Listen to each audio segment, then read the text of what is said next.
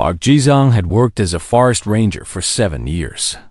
He knew every trail, every stream, and every hidden path on this mountain. He had seen bears, wild boars, and even a wolf once. Nothing surprised him anymore. Or so he thought. It started 3 weeks ago when the villagers began talking about strange lights near the old volcanic crater. The crater sat at the highest point of the mountain, surrounded by rocks so black they looked like frozen shadows. Nobody went there. The elders called it cursed land. They said spirits lived in that darkness, and anyone who disturbed them would never return. Jisong never believed in such stories. He was a practical man. Lights in the sky meant lightning or maybe illegal campfires. Strange sounds meant animals. There was always an explanation, always. But the reports kept coming. A farmer saw green flames dancing above the crater at midnight. A hiker heard sounds like thunder, but the sky was clear. 2 children swore they saw something massive flying across the moon. Their parents laughed and called it imagination. Jizong smiled and nodded, but something inside him felt uneasy. His supervisor called him into the office on a Tuesday morning. The old man looked tired. He slid a photograph across the desk. It showed the forest near the crater. Trees were bent and broken in a perfect circle, like something heavy had fallen from the sky. "Check it out," his supervisor said. "Probably just a landslide. But the villagers are scared. They need to see someone official looking into it." Jisong took the photograph and studied it. The damage pattern was strange. Landslides moved in one direction. This destruction spread outward from a center point, like a stone dropped in water. "I'll go tomorrow," Jisong said. "Be careful up there. Radio signal gets weak near the crater." Jisong packed his bag that night. Flashlight, water, food, first aid kit, and a knife. Basic supplies for a day trip. He told himself he would reach the crater by noon, check the damage, take some photos, and return before dark. Simple. He started climbing at dawn. The lower trails were familiar and easy. Birds sang in the trees. Sunlight filtered through the leaves. Everything felt normal. But as he climbed higher, things began to change. The birds stopped singing first. Then the insects went quiet. By mid-morning, the only sound was his own breathing and the crunch of his boots on dead leaves. The air felt heavier here, thick and warm despite the altitude. Jizong wiped sweat from his forehead and kept moving. He found the first mark around noon. 3 deep scratches carved into a boulder, each one longer than his arm. The stone around the scratches was blackened, as if burned by incredible heat. Jizong touched the marks with trembling fingers. No animal could do this. No machine either. He took a photograph and continued climbing. More marks appeared as he went higher. Trees stripped of bark in strange patterns. Rocks split clean in half. Patches of ground where nothing grew. The soil turned to glass. Jisung's heart beat faster with every step. His rational mind searched for explanations and found none. The sun began to set when he finally reached the crater rim. He had planned to turn back before dark, but something pulled him forward. A feeling he could not name.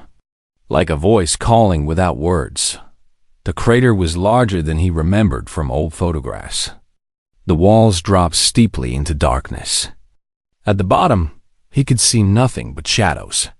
But near the eastern edge, hidden behind a pile of fallen rocks, he noticed something. An opening. A cave entrance that should not exist. Jizong stood at the edge and stared. Every instinct told him to leave. To go back down the mountain and pretend he never saw this place. He could file a report about the damaged trees and forget the rest. Nobody would blame him. Nobody would even know. But he did not move. The feeling grew stronger. Not fear exactly. Something else. Something that felt almost like recognition. Like meeting someone he had known in a dream. He climbed down into the crater. The rocks were sharp and loose. Twice he nearly fell. His flashlight beam cut through the darkness, revealing nothing but stone and shadow. The air grew warmer as he descended, carrying a smell like copper and smoke. The cave entrance was larger than it looked from above, tall enough for him to walk through without bending. The walls inside were smooth, almost polished, marked with patterns that might have been natural or might have been carved by something intelligent. Jizong stepped inside, thought the sound reached him first. Breathing, deep and slow and heavy, like bellows in a forge. Each exhale brought a wave of heat that made him step back. His flashlight trembled in his hand. Something was alive in this cave. Something massive. He should run. He knew he should run, but his feet carried him forward, deeper into the darkness, toward that terrible breathing. The tunnel opened into a vast chamber. His flashlight could not reach the ceiling. The walls glittered with crystals that reflected his small light into 1,000 tiny stars. And there, in the center of the chamber, lay something impossible. It was bigger than a house. Its body was covered in scales that shimmered between black and deep green. Wings lay folded against its sides, torn and bleeding. 4 legs ended in claws that could crush a car. And its head, massive and ancient, turned slowly to look at him. Eyes like dying stars met his own. Jisong could not breathe, could not think, could not move. Every story, every legend, every myth he had laughed at his whole life crashed into reality. A dragon, a real dragon, lay dying in a cave on his mountain. And somehow, impossibly, it had been waiting for him. Jizong stood frozen at the entrance of the chamber. His flashlight shook so badly that the beam danced across the walls like a frightened ghost. The dragon watched him with eyes that held more intelligence than any creature he had ever seen. He wanted to run. Every muscle in his body screamed at him to turn around and flee. But something held him in place. Maybe it was shock. Maybe it was fear. Or maybe it was the strange sadness he saw in those ancient eyes. The dragon did not attack. It did not even move. It simply lay there, breathing in slow, painful gasps. Each breath brought a soft whistle, like wind through a broken window. Then Jizong saw it. A spear, black as midnight, buried deep in the dragon's chest, just below where the neck met the body. Dark blood pooled beneath the wound, spreading across the stone floor like spilled ink. Someone had done this. Someone had hurt this creature. The dragon's voice came not through sound, but through thought. It appeared in Jisung's mind like words written on water, clear for a moment, then fading. You came. Jisung stumbled backward, his back hitting the cave wall. What? How? Do not be afraid, young one. I have no strength left to harm you. Even if I did, I would not. The voice was old, older than the mountain, older than the forest. It carried the weight of centuries in every syllable. You can hear my thoughts, the dragon continued. Few humans can. It means you have a gift buried deep inside you, a gift you never knew existed. Jizong forced himself to breathe. In and out, slow and steady. He was a ranger. He had handled emergencies before. Wild animals, injured hikers, forest fires. He could handle this. He could not handle this. Who did this to you? He asked. His voice came out as a whisper. The dragon closed its eyes for a moment.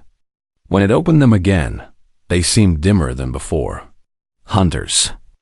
They came 3 nights ago. 12 of them, armed with weapons made to kill creatures like me. They wanted my heart. Your heart? Dragon hearts hold great power. In the wrong hands, they can grant long life, strength beyond human limits, abilities that should not exist. Many have sought mine over the centuries. These hunters finally succeeded. Jizong looked at the spear again. It was not made of metal. The material looked like stone, a darker, almost like solidified shadow. Strange symbols were carved along its length. "Can I help you?" Jizong asked. He did not know why he asked. What could a forest ranger do against a weapon that had wounded a dragon? The dragon made a sound that might have been a laugh, but it turned into a cough. More blood spilled from its mouth. "You are kind. It has been so long since I met a kind human. Most who find this place run screaming. Some try to attack. You are the first in many centuries to offer help." Jizong stepped closer. His fear had not disappeared, but something else was growing stronger. Compassion. This creature was suffering. Whatever it was, whoever it was in pain. He could not simply walk away. "I have protected this mountain for 3,000 years, the dragon said. Before the villages existed. Before the roads were built. Before your great-great-grandparents were born. I watched humanity grow from scattered tribes to great civilizations. I saw your wars, your inventions, your kindness and your cruelty." Jizong knelt beside the dragon's head. Up close, he could see the detail in its scales. Each one was unique, like fingerprints. Some were cracked with age. Others still shone with faint inner light. "Why did you stay hidden?" Jizong asked. "If you protected us, why didn't you show yourself?" "Because humans fear what they do not understand. And what they fear, they destroy. I learned this lesson long ago. It was easier to protect from the shadows, to guide the weather, to keep certain creatures away from your villages, to be a guardian you never knew you had." The dragon's eyes met his again. They were fading like stars before dawn. "I am dying, young one. The spear pierced my heart. Even a dragon cannot survive such a wound. By morning, I will be gone." Jisong felt something break inside him. He had known this creature for only minutes, but the thought of it dying alone in this dark cave seemed unbearably wrong. "Is there nothing I can do?" "Stay with me. That is all I ask. I have lived alone for so long. I do not wish to die alone." Jisong sat down on the cold stone floor. He turned off his flashlight to save the battery, but he did not need it. A soft glow came from the dragon's scales, enough to see by. It was like sitting beside a dying fire. Hours passed. The dragon shared pieces of its long memory. It told Jizong about the world before humans, when dragons ruled the skies and mountains were young. It told him about the first humans it had met, a small family seeking shelter from a storm. It had watched over their descendants for generations. Thought it told him about loneliness, about watching friends grow old and die while it remained unchanged, about the weight of centuries pressing down like stones. Jisong listened. He did not interrupt. He did not ask questions. He simply sat beside this ancient creature and let it speak. Somewhere in the night, he found himself resting his hand on the dragon's snout. The scales were warm, almost hot, but not uncomfortable. He felt the dragon's breath wash over him, slower now, weaker. "You remind me of someone," the dragon said. "A boy I met once, long ago. He found me when I was young and foolish, wounded from my first battle. He stayed with me for 3 days until I could fly again. He never told anyone. He just helped because it was right. What happened to him? He grew old, had children, grandchildren. I watched over his family for generations. But eventually, they moved away. I lost track of them." The dragon's voice grew softer. "Perhaps that is why I feel so connected to you. Perhaps you carry some small piece of him inside you. His kindness, his courage, his willingness to stay when others would run." Jizong did not know what to say. He simply kept his hand on the dragon's snout and felt its heartbeat, slow and fading, beneath the scales. "The hunters will return," the dragon whispered. "They will search for what remains. Promise me something, young one. Anything." Do not let them find you. Whatever happens next, whatever I give you, use it to protect. Never to destroy. Promise me. Jizong felt tears on his cheeks. He did not know when he had started crying.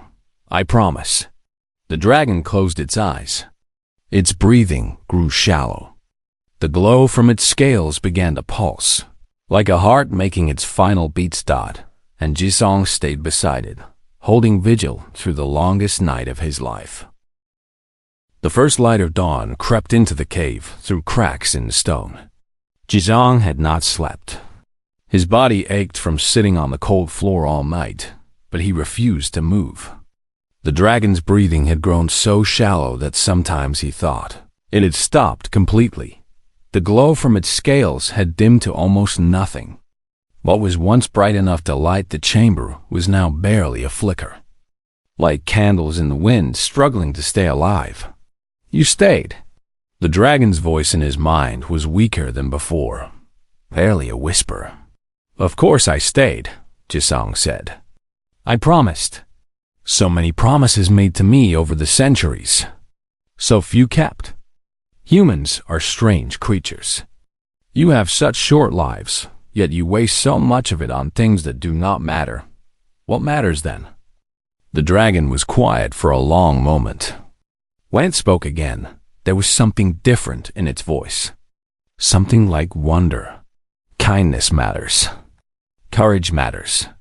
The small moments when one being chooses to help another, even at cost to themselves. I have watched your kind for 3,000 years. I have seen empires rise and fall. I have seen wars that killed millions. But do you know what I remember most? Jizong shook his head. A mother walking through a blizzard to find food for her children. A stranger diving into a river to save someone he had never met. A young boy sitting with a wounded dragon through the night, offering comfort when he could have run to safety. The dragon's eyes opened slightly, finding his face in the dim light. These moments are rare, but they shine brighter than any treasure, brighter than any power. They are what make your kind worth protecting. Jizong felt the weight of those words settle into his chest. He thought about his own life. His small cabin in the forest, his routine patrols, his quiet existence. Had he ever done anything that mattered? Had he ever been brave enough to shine?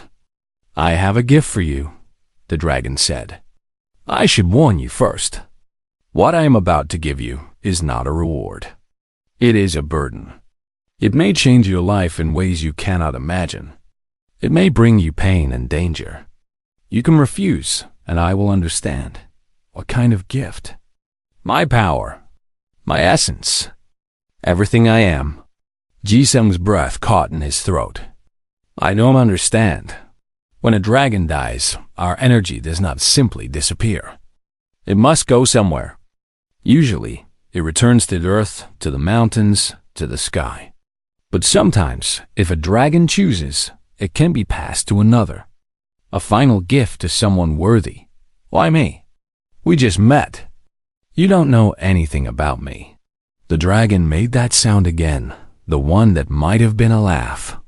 I know everything I need to know. You stayed. When every instinct told you to run, you stayed. When you could have called for help or tried to use me for your own gain, you sat beside me and kept me company through my final hours. That tells me more about who you are than years of observation ever could. The cave was growing brighter as the sun rose outside. The dragon's scales had stopped glowing entirely now. Its body seemed smaller somehow, like it was fading from the world. The hunters will come back, the dragon continued. They will search for my heart, my bones, anything they can use. They will find only ash. But my power will live on. In you. Use it well, young one. Protect those who cannot protect themselves. That is all I ask. I don't know if I can. I'm nobody. I'm just a ranger. I'm just a ranger. You are exactly what you choose to be. Remember that. The dragon lifted its great head with visible effort. It moved closer to Jizong until its snout pressed against his chest, right over his heart. "This will hurt. I am sorry, but the pain will pass. What remains will be yours forever."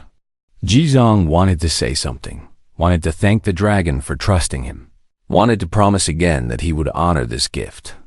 But before he could speak, light exploded from the dragon's body. It was not just light. It was heat and sound and memory all at once. 3,000 years of existence poured into him like a river breaking through a dam. He saw mountains forming. He saw forests growing. He saw humans building their first shelters. He saw wars and peace and everything in between. The pain was beyond anything he had ever felt. His body burned from the inside. His bones felt like they were melting and reforming. His blood turned to fire. He screamed, but no sound came out. And then, just as quickly as it began, it stopped. Jizong lay on the cave floor, gasping for air. His body felt strange, like it belonged to someone else. When he opened his eyes, the world looked different. Colors were brighter. Sounds were sharper. He could hear his own heartbeat like a drum in his ears. He pushed himself up and looked around. The dragon was gone. Where its massive body had lain, there was now only a pile of silver ash, glittering in the morning light. The black spear had dissolved as well, leaving no trace of the violence that had ended the dragon's life. Jizong reached out and touched the ash. It was warm, like sand on a summer beach. As his fingers made contact, the ash began to move. It swirled around his hand, then his arm, then his entire body, before sinking into his skin and disappearing. He felt something settle deep inside him. Something ancient and powerful and patient. It did not speak, but he knew it was there. A piece of the dragon, living within him. "Thank you," he whispered to the empty cave. There was no answer. There would never be an answer again. Jizong stood on shaking legs. He had to get out of here.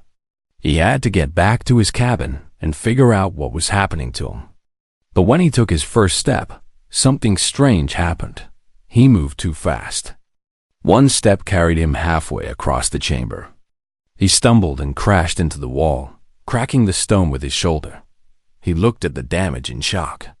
The wall was solid rock. He should have broken every bone in his body. Instead, he felt nothing but a dull ache.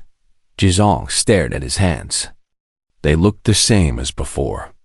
But when he focused, really focused, he could see something beneath the skin. A faint golden light, pulsing with his heartbeat. The dragon's power was real. And it was his now. He climbed out of the crater slowly, carefully, testing each movement. By the time he reached the top, the sun was high in the sky. The world continued as if nothing had changed. Birds sang. Wind rustled the leaves. Somewhere far below, people lived their normal lives. But nothing would ever be normal for Jizong again. He made his way down the mountain, struggling to control a body that no longer obeyed the rules of human limitations. Each step threatened to send him flying. Each breath filled his lungs with air that tasted like fire. By the time he reached his cabin, exhaustion finally caught up with him. He collapsed on his bed, closed his eyes, and fell into a darkness filled with dragon dreams. He slept for 3 days. Jizong woke to the sound of rain against his window. His body felt like it had been taken apart and put back together wrong. Every muscle ached. His head pounded with memories that were not his own. He lay still for a long time, staring at the ceiling of his small cabin. For a moment, he wondered if it had all been a dream. The cave, the dragon, the burning light. But when he lifted his hand, he could see the faint golden glow beneath his skin. Pulsing with his heartbeat. It was real.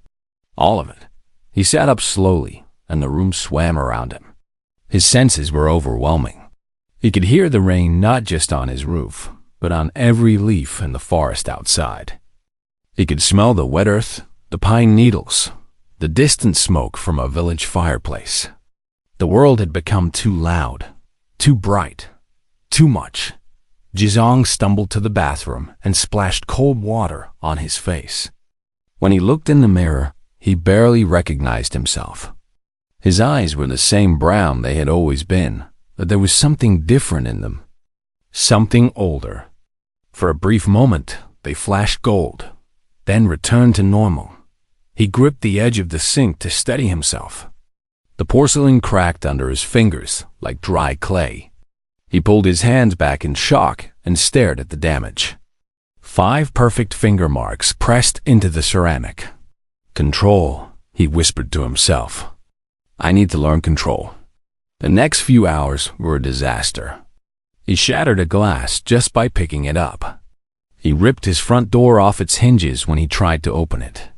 He took a step outside and ended up 20 feet into the forest. Having moved faster than his eyes could track, his body no longer followed human rules. The power inside him was wild and uncontrolled, responding to every emotion, every thought. When he felt frustrated, heat rose in his chest and smoke curled from his fingertips. When he felt scared, his skin rippled with scales that appeared and disappeared like waves on water by afternoon. Jizong had broken half the things in his cabin and put 3 holes in his walls. He sat on the floor in the middle of the destruction, head in his hands, trying to breathe. Dragon memories surfaced in his mind. Centuries of patience. Thousands of years of careful control. The dragon had spent its entire life learning to master this power. Jizong had been given the same power and expected to figure it out in a single day. He closed his eyes and searched inside himself. The dragon's essence was there, a warm presence coiled around his heart. It did not speak to him like the dragon had, but he could feel its nature. Ancient, patient, waiting. Help me, he whispered. Please. There was no response, but something shifted inside him.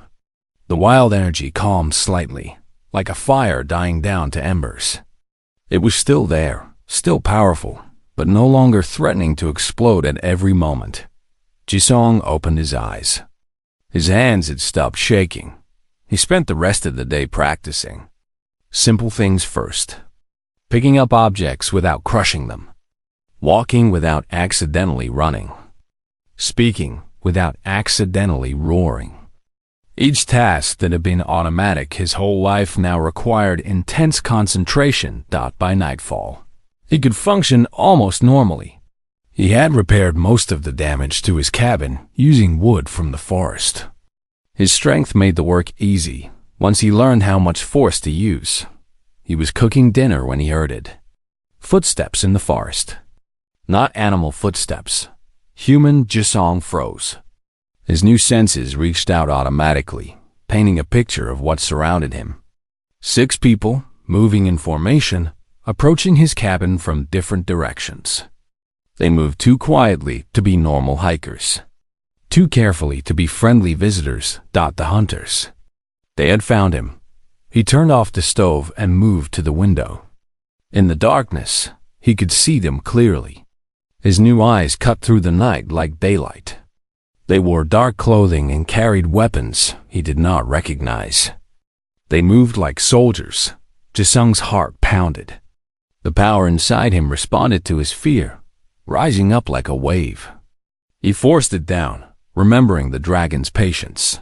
The hunters stopped at the edge of his clearing. Their leader spoke into a radio, too quietly for normal ears to hear. But Jisong heard every word. Confirmed energy signature. The power transfer was successful. Target is inside. Another voice crackled through the radio. A woman's voice, cold and professional. Do not engage yet. Observe and report. If the transfer worked, he will be unstable. Wait for backup. The hunters settled into positions around his cabin. They were not leaving. They were watching, waiting. Jisong backed away from the window. His mind raced. The dragon had warned him about this. The hunters wanted its heart, its power, They had killed it, but the power had gone to him instead. Now they would come for him. He could run. The power gave him speed beyond any human. He could disappear into the mountains and never be found. But what then? Live as a fugitive forever? And what about everyone else? His family, his friends, the villagers he had sworn to protect? The radio crackled again. The woman's voice returned. New orders. The subject has a younger sister. Park Ji-an, university student. We have her location. If the subject does not cooperate, we will use her as leverage. Jisung's blood turned to ice. His sister. His only family. They were going to use her against him. The power inside him roared to life. Not fear this time. Rage. Pure, burning rage that made his vision go red. Scales rippled across his arms. His fingers lengthened into claws. Heat poured from his body in waves. For one terrible moment, he wanted to burst through the door and tear the hunters apart. The dragon's power screamed for release. It would be so easy. They were only human. They could not stand against what he had become. But then he remembered the dragon's words. Use it to protect, never to destroy. Jisung forced himself to breathe. The scales faded. His hands returned to normal. The rage remained, but he pushed it down, locking it away. He had to be smart about this. He had to protect his sister without becoming a monster. He reached for his phone and dialed a number. His sister answered on the third ring. Appa? It's late. Is everything okay? Jian, listen to me carefully. I need you to leave your apartment right now. Go to the police station and stay there until I call you again. Do not tell anyone where you are going. Do you understand? There was a pause. When his sister spoke again, her voice was scared. You're frightening me. What's happening? I'll explain everything later. Please, just trust me. Go now. Okay, I'll go. But Appa, please be careful. I will. I love you. He hung up before she could respond. Now he had to hope she listened. He had to hope he could end this before the hunters reached her. Jisung looked at his reflection in the dark window. A stranger looked back at him. A man with ancient eyes and power he did not yet understand. The dragon had given him a gift. A burden. A purpose thought it was time to figure out how to use it. Jisung waited until midnight before making his move. The hunters outside had grown comfortable in their positions, confident that their target was unaware of their presence. They did not know that he could hear their every breath, every whispered conversation, every shift of weight in the darkness. He slipped out through a back window that he had quietly broken earlier. His new body moved in absolute silence, every step precise and controlled. The skills came to him naturally, as if he had been doing this his whole life. Dragon memories, he realized. Thousands of years of moving unseen through forests and mountains. One hunter stood 30 feet away, watching the wrong direction. Jisung passed behind him like a shadow. Another hunter crouched near the tree line, focused on the cabin's front door. He never saw Jisung disappear into the forest. Within minutes, he was a mile away, running through the darkness with speed that would have been impossible a week ago. The world blurred around him, but his new eyes kept everything in perfect focus. He could see in the dark as clearly as daylight. His phone buzzed, a message from his sister. At the station, scared, but safe. Please tell me what's going on. Relief flooded through him, followed immediately by guilt. He had dragged her into this. She was safe for now, but that would not last. The hunters were organized and determined. They would find her eventually, unless he gave them what they wanted. A second message arrived before he could respond. An unknown number. He opened it with trembling fingers. Mr. Park, we have much to discuss. The crater.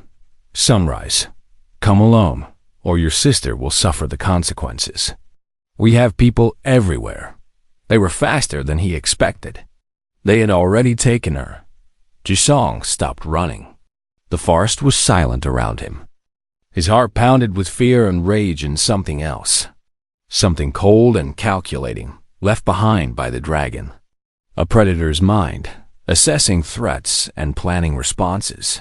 He could not beat them with strength alone. They had numbers and organization, and weapons designed to kill creatures like him. If he charged him blindly, he would fail. His sister would pay the price, but he had something they did not expect. He had time. Sunrise was still hours away, and he had power that was barely beginning to awaken. Jisong found a clearing deep in the forest and sat down on the cold ground. He closed his eyes and reached inside himself, searching for the dragon's essence. "I need to learn," he whispered. "I need to learn fast." The dragon's memories responded to his need. They rose up like waves, washing over him in fragments. He saw fire erupting from scaled throats. He felt claws tearing through stone. He experienced the sensation of wings catching air, lifting massive bodies into the sky. But more importantly, he learned control. He learned that dragon power was not about force. It was about focus. About channeling energy with precision rather than unleashing it blindly. The dragon had spent centuries mastering each ability, building skill upon skill like stones in a wall. Jisong did not have centuries. He had hours. He started with heat. Fire was the dragon's most basic power, its first line of defense. Jisong focused on his hands, imagining warmth gathering in his palms. At first, nothing happened. Then too much happened. Flames exploded from his fingers, nearly setting the trees ablaze. He tried again. This time, he focused on containment. Not just creating fire, but shaping it, directing it. The heat came more slowly, building in controlled waves. A small flame appeared in his palm, dancing like a candle. He made it bigger, smaller, made it jump from hand to hand. Better. Not perfect, but better. Next, he worked on strength. The dragon's body had been capable of crushing stone, tearing metal, withstanding impacts that would destroy anything else. The same potential lived inside Jisong now, but accessing it required intention. He punched a tree. His fist went through the trunk like paper, sending the massive pine crashing to the ground. Too much. He tried again on a rock, pulling back at the last moment. The stone cracked but did not. Shattered. Control. Always control. The hours passed in a blur of training and experimentation. He learned that he could sense life around him. Every creature in the forest connected to his awareness like threads of light. He learned that his body could repair minor injuries almost instantly. He learned that his eyes could see heat signatures, revealing living things even through obstacles. When the first light of dawn appeared on the horizon, Jisong stood up and looked toward the mountain. He was not ready. A week of training would not have made him ready. A year might not have been enough, but his sister was waiting. And the hunters were waiting. He ran. The crater looked different in daylight. Less mysterious, more dangerous. The hunters had made a camp near the edge, complete with vehicles and equipment.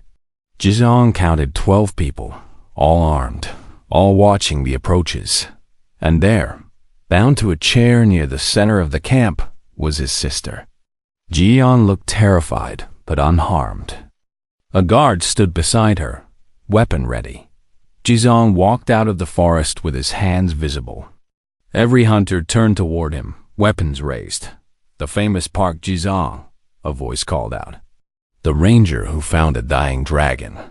A woman stepped forward from the group. She was older than the others, with silver hair and cold eyes that had seen too much. She moved with the confidence of someone who had done this before. "My name is Vera," she said.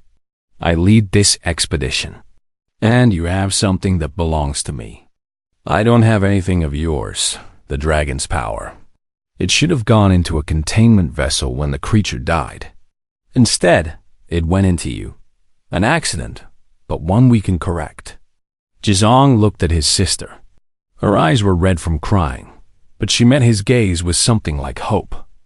She still believed he could save her. "Let her go," Jizong said. "She has nothing to do with this. She is my insurance." You see, extracting dragon power from a living host is complicated. It requires your cooperation. If you resist, the process becomes painful. For both of you. Jizong felt the rage building inside him again. The power responded, heat rising in his chest, scales threatening to break through his skin. But he held it back. Not yet. Not until Jiyeon was safe. What do you want? Simple. Come with us. Submit to the extraction process. The power will transfer to a vessel we control, and you will be released. Your sister will be released. You can both go back to your normal lives. And if I refuse? Vera smiled. It did not reach her eyes. Then we take what we need by force.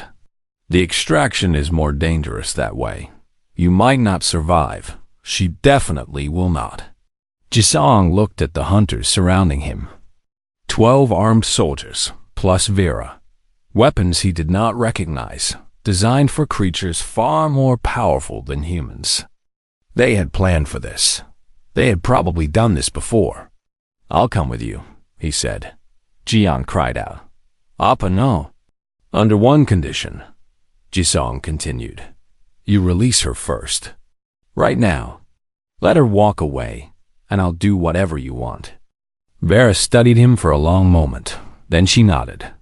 "Acceptable. Release the girl." The guard cut Jian's bonds. She stumbled forward, then ran toward her brother. Jisong caught her, holding her tight for one brief moment. "Run," he whispered in her ear. "Run and don't look back. No matter what you hear. I can't leave you. You have to. Trust me." He pushed her gently away. Jian looked at him, with tears streaming down her face, then turned and ran toward the forest. Vera watched her go with amusement. How touching. The noble sacrifice. But you should know, we will find her again if this goes badly. There is nowhere she can hide. Jizong turned back to face the hunters. His sister was safe. For now, that was all that mattered. "I'm ready," he said. But inside, the dragon's power was coiling tighter, preparing to strike. He just needed the right moment. Jizong watched his sister disappear into the forest.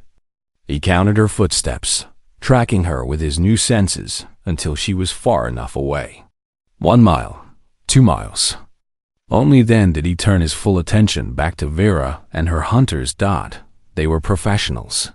He could see it in the way they moved, the way they positioned themselves to cover every angle.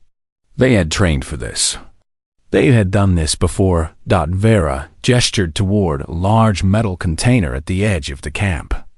It looked like a coffin made of dark steel, covered in symbols that matched the ones on the spear that had killed the dragon. "The extraction chamber," Vera explained. "You will lie inside. The process takes approximately 6 hours. It will be uncomfortable, but if you do not resist, you will survive. And if I resist, then the process takes longer. Days, possibly. And you will not enjoy any of it." Jizong walked toward the chamber, moving slowly, letting the hunters relax. He needed them to believe he had given up. He needed them to let their guard down, even for a moment. The dragon's memories whispered strategy in his mind.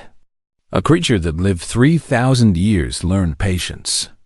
It learned to wait for the perfect moment. It learned that the best time to strike was when your enemy believed you were already defeated. "Your organization," Jisong said, keeping his voice calm. "How long have you been hunting dragons?" Vara walked beside him, confident in her victory. "Centuries. We have existed longer than most nations. Dragons were once common, dozens of them across the world. We harvested their power, one by one. Your dragon was one of the last. Why? What do you do with the power? We sell it. To governments. To corporations. To individuals with enough money. Dragon power can cure diseases. Extend lifespans. Create weapons beyond imagination. It is the most valuable substance on Earth. Jizong reached the extraction chamber. Up close, he could feel energy radiating from it, cold and hungry. The symbols seemed to move when he looked directly at them. One more question, he said. Vera sighed impatiently. What? Did the dragon suffer? When your hunters attacked, did it feel pain? Something flickered in Vera's eyes. Surprise, maybe. Or confusion. It was an animal. A powerful one, but still just an animal. Its suffering is irrelevant. Jizong nodded slowly.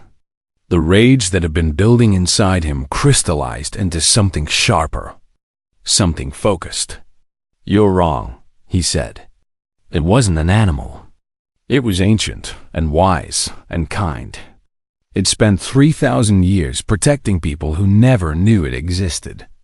It died alone in a cave, in agony, because you wanted to sell its heart. He turned to face Vera directly. His eyes flashed gold. It deserved better. And so do I. Fire erupted from his hands. The hunters reacted instantly, weapons rising, but Jisung was faster. He had spent all night training for this moment. His body moved with dragon speed, covering the distance to the nearest hunter before anyone could fire. One punch sent the man flying into a tree 50 feet away. Bullets tore through the air around him. Some hit. He felt them pierce his skin, felt the impact like punches to his body. But the dragon's power surged in response, pushing the projectiles out, healing the wounds almost as fast as they formed. He was a blur of fire and fury, moving through the camp like a storm. Another hunter fell. Then another. Their weapons were designed to kill dragons, but Jisong was not a dragon. He was something new, something they had never faced before. Vara screamed orders, retreating toward the extraction chamber. The containment protocols. Activate them now. A hunter near the chamber pressed something on its surface. The symbols began to glow with cold blue light, and Jisong felt a pulling sensation, like hooks in his chest trying to drag him toward the metal coffin. He stumbled. The power inside him wavered. The chamber was designed to capture dragon essence, and it was working. Two hunters seized the opportunity, tackling him from behind. He threw them off, but more came. They were not trying to fight him now. They were trying to hold him in place while the chamber did its work. The pulling grew stronger. His vision blurred.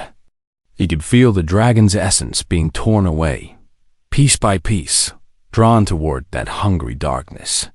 No, he growled. The word came out like thunder. He reached deep inside himself, past the pain, past the fear, and found the core of the dragon's power. It was not just energy. It was memory. It was identity. It was everything the dragon had been, everything it had learned and loved and lost over 3,000 years, and it refused to be taken. Light exploded from Jisong's body. Not fire this time, but pure white radiance that burned through everything it touched. The hunters holding him cried out and fell back, shielding their eyes.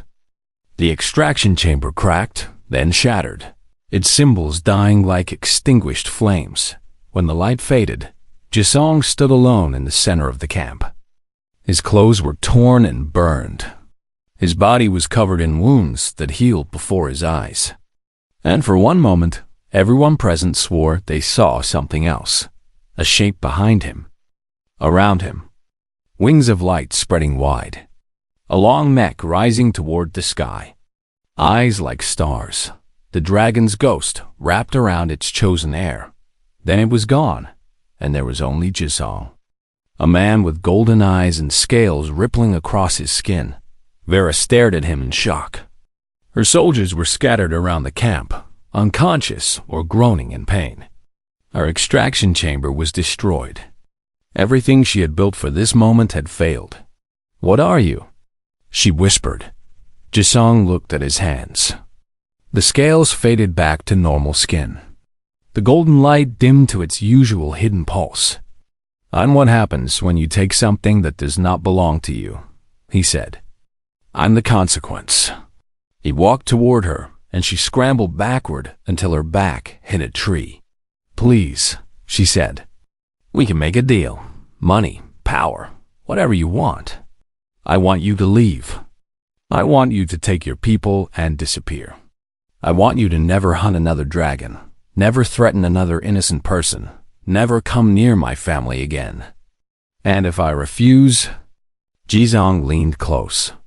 His eyes flashed gold. "Then I will find you. No matter where you hide. No matter how long it takes. The dragon lived for 3,000 years. I have inherited its patience. Do you really want to test it?" Vera shook her head, trembling. "Good. Take your people and go."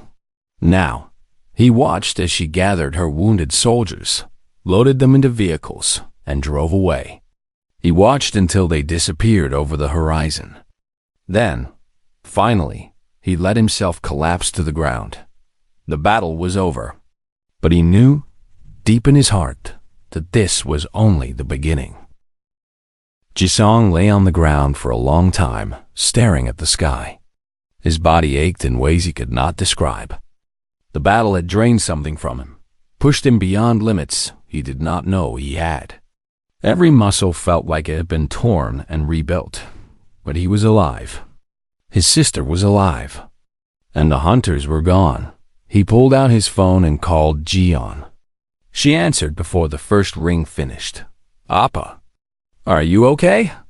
I heard explosions. I wanted to come back, but you said not to, and I didn't know what to do, and I've been so scared." "I'm fine," he said, and his voice came out as a croak. "Everything's fine now. Where are you?" "I ran until I found a road. Some hikers found me. I'm at the ranger station at the base of the mountain. The police are here. They want to know what happened." Jizong closed his eyes. The police. Questions. Explanations. He had no idea what to tell them. Tell them there were some dangerous people in the forest. Tell them they're gone now. I'll be down soon to explain everything. What really happened up there? I'll tell you everything. I promise. Just give me a little time.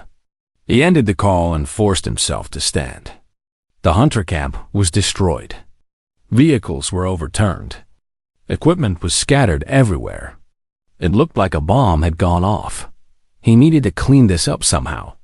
Hide the evidence of what really happened. But before he could move, he felt something. A presence at the edge of his awareness thought someone was watching him. Jisong spun around, power rising in response to the threat. But there was no enemy, just a small figure standing at the tree line. A child, maybe 7 or 8 years old. A boy with wide eyes and messy hair, staring at him like he had seen a ghost. "Hello," Jizong said carefully. "Are you lost?" The boy did not answer. He just stood there, trembling. "It's okay," Jisong continued, approaching slowly. "I'm a ranger. I work in this forest. I can help you find your way home." "I saw you," the boy whispered. Jizong stopped. "What did you see?" "The light. The fire. The dragon." His blood ran cold. The boy had witnessed the battle. He had seen everything. "You must have been dreaming," Jisong tried. "There are no dragons here." "I saw it," the boy insisted. "It was around you, like wings made of stars. My grandmother told me stories about dragons. She said they protected our village long ago. She said they were gone forever. But you have one inside you, don't you?" Jisong knelt down to the boy's level. He thought about lying, about convincing this child that nothing supernatural had happened. But something in the boy's eyes stopped him. Trust. wonder, the innocent belief that the world contained magic. "Can you keep a secret?" Jizong asked. The boy nodded solemnly. "There are things in this world that most people can't see, creatures that exist just beyond the corner of our eyes. Most people have forgotten about them, but some people remember. Your grandmother was one of them, and now you are too. The dragon. Is it really inside you?" Jizong placed a hand over his heart. He could feel the dragon's essence pulsing there, warm and patient. A piece of it. The dragon gave it to me before it died. It asked me to protect the mountain, to protect the people who live here. That's what I'm going to do. The boy's face transformed with wonder. Like a guardian? Like in the stories? Just like in the stories. Can you show me? Please? Jizong hesitated. He was still learning control. But the boy's eyes were so hopeful, so full of innocent excitement. And maybe, just maybe, the world needed more people who believed in magic. He held out his hand. A small flame appeared in his palm, gentle and controlled. It danced like a living thing, changing colors from orange to blue to gold.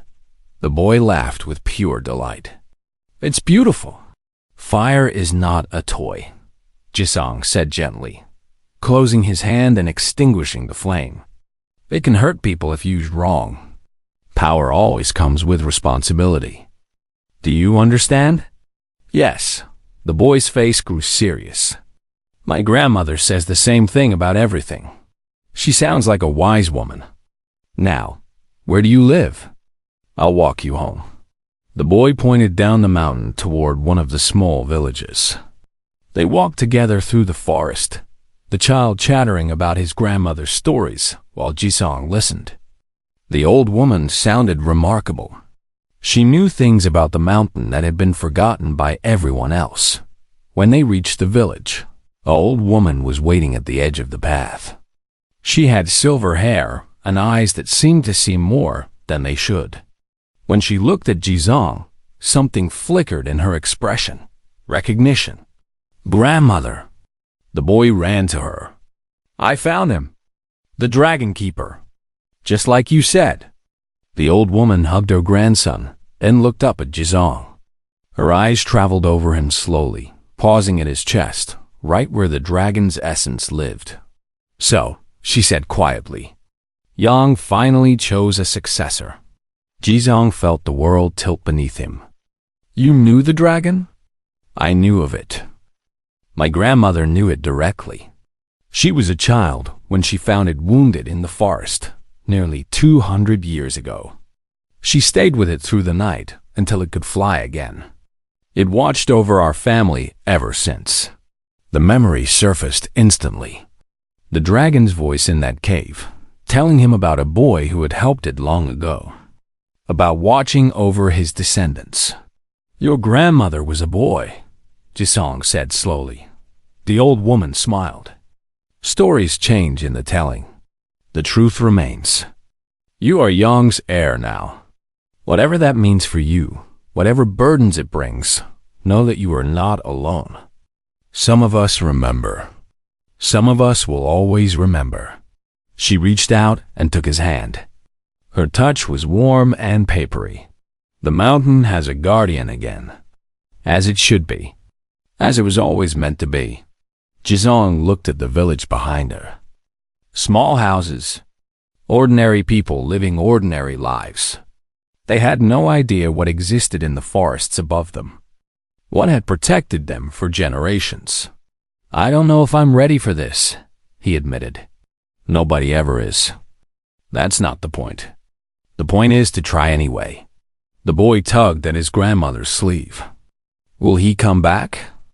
Will we see the dragon again?" The old woman looked at Jizong. "Will you?" Jizong thought about his cabin, his job, his sister waiting for him at the ranger station. He thought about the hunters who might return someday. He thought about the dragon's final words. Protect those who cannot protect themselves. "Yes," he said. "I'll come back." The boy cheered. The old woman smiled. And somewhere deep inside Jizong, the dragon's essence pulsed with something that felt almost like approval. 3 weeks passed before Jizong felt ready to return to normal life. He told his supervisor that he had been injured during his investigation of the crater. A rock slide, he claimed. He needed time to recover. The lie came easier than he expected that his sister visited him every day. At first, she was afraid to ask questions. She had seen too much, heard too much, to pretend everything was normal. But she could not bring herself to face the truth either. So they sat together in silence, drinking tea and watching the forest through his cabin window. On the 5th day, she finally spoke.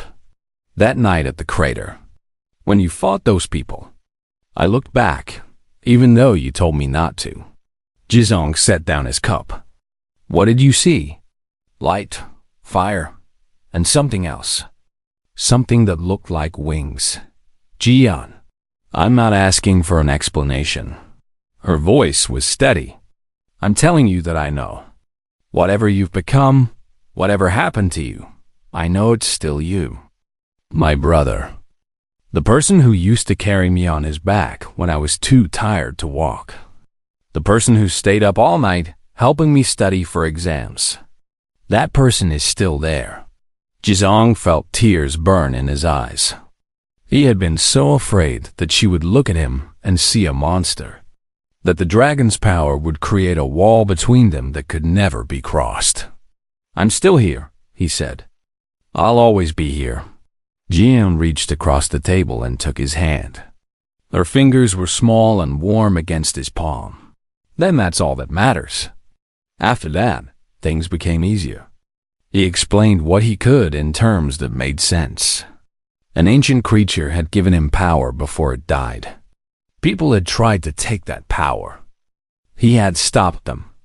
The details were fuzzy, but the truth was clear enough that Gyeon accepted it all with the pragmatic calm of someone who had already seen too much to doubt. So what now?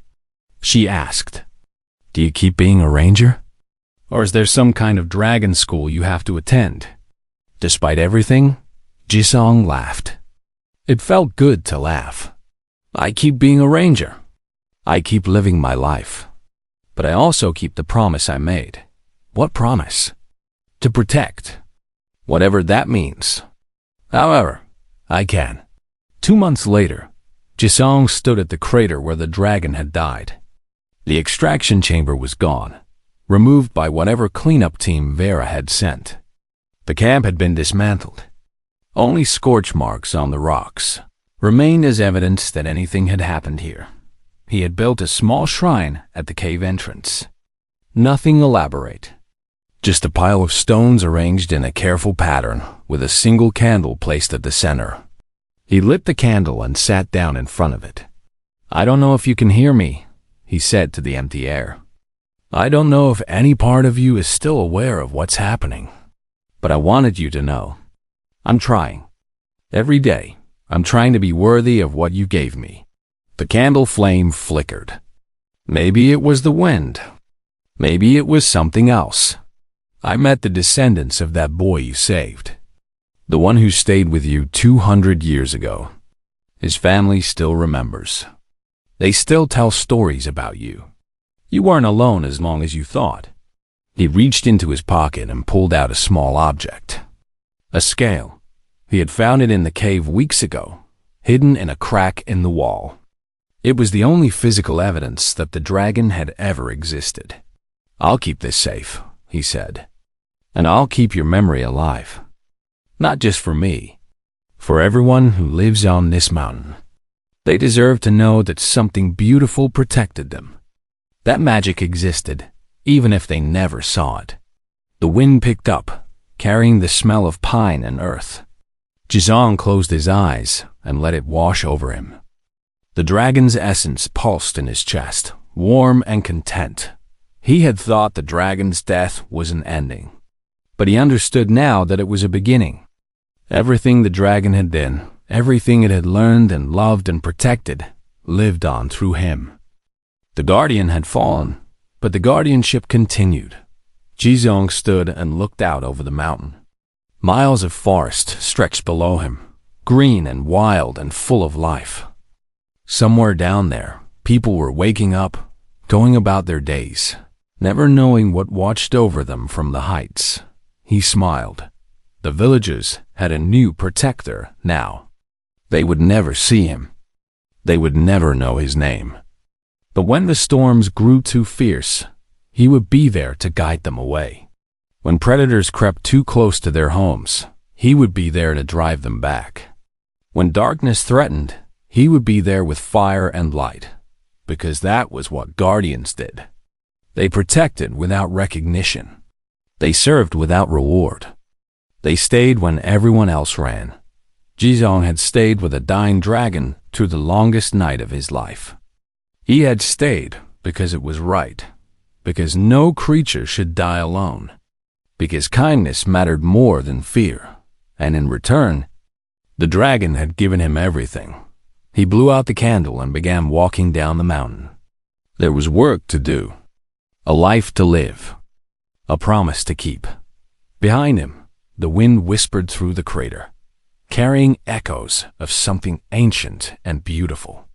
And if anyone had been watching, they might have sworn they saw wings of light spread across the sky. Just for a moment, before fading into the morning sun, the dragon was gone. But its legacy lived on in a man who had the courage to stay.